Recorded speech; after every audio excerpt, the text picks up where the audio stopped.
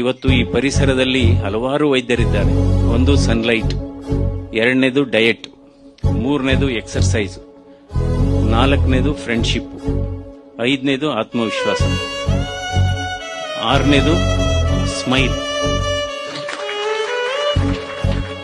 ಯಾಕೆಂದ್ರೆ ಈ ಫ್ರೆಂಡ್ಶಿಪ್ ಅನ್ನೋದು ಬಹಳ ಅಧ್ಯಯನ ಆಗಿದೆ. ಈಗ ಯಾರ್ಯಾರಿಗೆ ಉತ್ತಮವಾದಂತಹ ಸ್ನೇಹಿತರು, ಸ್ನೇಹ ಬಳಗ ಇರುತ್ತೆ, ಅದು ನಿಮ್ಮ ಹೆಲ್ತ್ ಮೇಲೆ ಪಾಸಿಟಿವ್ ಇಂಪ್ಯಾಕ್ಟ್ ಆಗುತ್ತೆ. ಅವರ ಆಯಸ್ಸು ಸುಮಾರು 10 ವರ್ಷ ಜಾಸ್ತಿ ಆಗುತ್ತಂತೆ.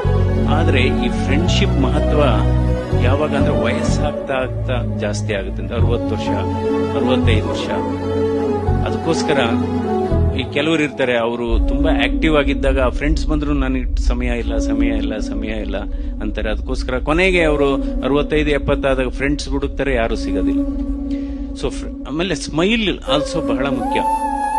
ನೀವು ನೋಡಿ, ನೀವು ಸ್ಟ್ರೆಸ್ ಇರಲಿ, ಯಾರಾದ್ರೂ ಬಂದಾಗ ಒಂದು ಸ್ಮೈಲ್ ಮಾಡಿದ್ರೆ ಬಹಳ ಇದು ಸ್ಟ್ರೆಸ್ ಕಡಿಮೆ ಆಗುತ್ತೆ. ಅದಕ್ಕೆ ಹೇಳ್ತೀವಿ, smile is the best cosmetic ಅಂತ.